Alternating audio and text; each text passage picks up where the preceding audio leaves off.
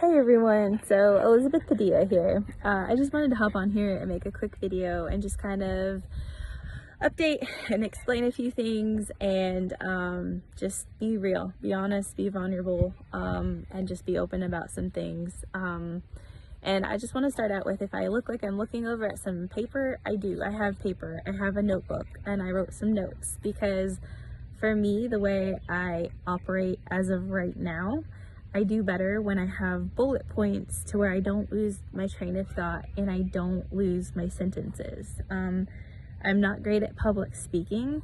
I often tend to lose or stumble my words, and maybe I don't complete a sentence, and it's just because like my nervous system right now is on overdrive.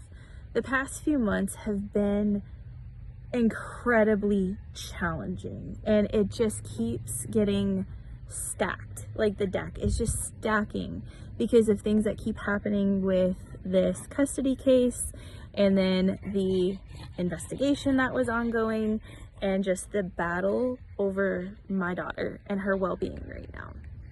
And so the other day when Jules made the video, I specifically asked her to make the video and to help me get my words out, because what a lot of you don't know is that the day on it was June 16th, I had my third meeting with my new custody attorney. So my first custody attorney, we didn't work out, and I essentially was fired by her. And the second one that I had, he was let go from the firm for whatever unknown reason, I'm not sure, and I was given a third and a new one. So I had to update him on all the case details, and we came up with a plan on how we were going to move forward, and we were going to put it in motion. That day, like 3 hours later, after having the very first consultation meeting with him, I get a call from him saying that there was a motion for ex parte emergency custody order, and basically everything that we had talked about earlier that day was kind of thrown out the window for a short period of time, because I had to turn my daughter over to my ex in that moment, and there was like nothing that I could do about it other than to defy the court order, which he did not recommend. He asked me to comply, and I willfully chose to disobey the court order, or to defy the court order. So anyways, that's kind of what happened there. It was my choice. I chose to do it with my own free will because I know the stakes right now. There have been a lot of things my daughter has told me about what she has experienced abuse-wise, and as a mom, I am first a mother and a protector, and I refuse to allow her to go back to the people that she is continually telling me is abusing her. And I understand what the stakes are in this. I am fully aware of what I did to defy this court order, and today I was also served with an order to show cause. And Jules will have more information about that later. We do plan to share some things about that. We're just kind of gathering our thoughts and some notes, and we're going to pray about what to release and everything like that. But I'm very aware of what I did, and I'm very coherent in my choices that I'm making. Nobody is trying to control me. I am operating in my own free will, and I am being my daughter's mother. I'm being a protector the way I should protect my daughter. And anybody that doesn't like that, that's okay. It's not their decision. It's not their choices that they're making. It's mine. And so, a little bit about Jules is she's like my big sister. She's a big sister that I've adopted. And a lot of times in the videos, maybe you'll see her help me finish a sentence or help me with like words that I'm missing, and it's not because she's trying to cut me off. It's not because she's trying to interrupt me.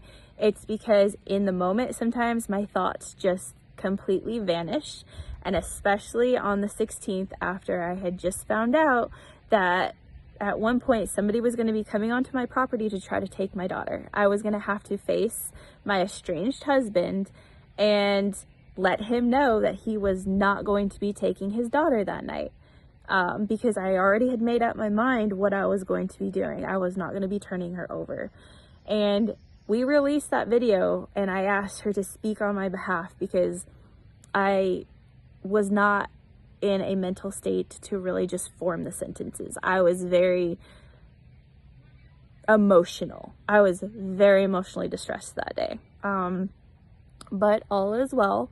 We are still together. She's here on my property. She's still in my care, and that will remain that way because Yahweh himself promised me in the very beginning of this, once I figured out what was going on, that I was not going to lose custody of my daughter, that I was not going to, she was not going to go back to the people that harmed her, that he was going to protect her, that she was going to remain in my care, and I'm standing firm on that process. And again, you've heard Jules say, anybody that fights me for my daughter is fighting the living God, and you know the consequences to that. And this is not a threat. I'm not threatening anybody. She's not threatening anybody. These are supernatural circumstances that you're fighting against. And again, she's going to stay in my care. I'm not going to lose her. And I'm excited to see how this ends, or what the ending to this is. I don't know. Only God knows. But we're safe. We're protected. We're thriving. We're great. We're just enjoying this beautiful night right now, and it's about, I think, like 8 o'clock or so. I'm just sitting out on the porch there in the backyard, just kind of playing ball. And yeah, we're great. I don't want anybody to ever feel like I don't have a voice in this, or I don't have a say in this, and that I'm being kind of just controlled, because I'm not. I've specifically asked Jules to come back to my house twice this year to be a support system, because this has been a very traumatic experience for me walking through this, and I don't have any local support right now. She's all I have right now, and she's the protective big sister that I've needed in this, and she's continuing to do that. And so anybody taking any offense to that, I'm sorry that you feel that way. I'm sorry that you're taking these videos the wrong way. But again, I'm here to say that I stand firm on my decisions, and I am very coherently making them. I am not under religious psychosis. I am choosing things on my own accord, and I'm going to keep pushing forward, and I'm going to keep fighting for the justice that my daughter deserves. And anybody that wants to try to fight back and try to get in the way of that, well, then you're gonna have to deal with the consequences that Yahweh Elohim himself rains down from heaven on you. And that's not a threat. That's his promise, because that's what he's told me, and that's what he's promised me. So anyways, I just want to say thank you for all the support and prayers that everybody has been showering us with behind the scenes. They are felt. I'm just in awe of what is happening right now, and just how he's supernaturally just covering us under his wing, like it says in Psalms 91. And yeah, we'll be back soon with some updates. I just want to keep this short.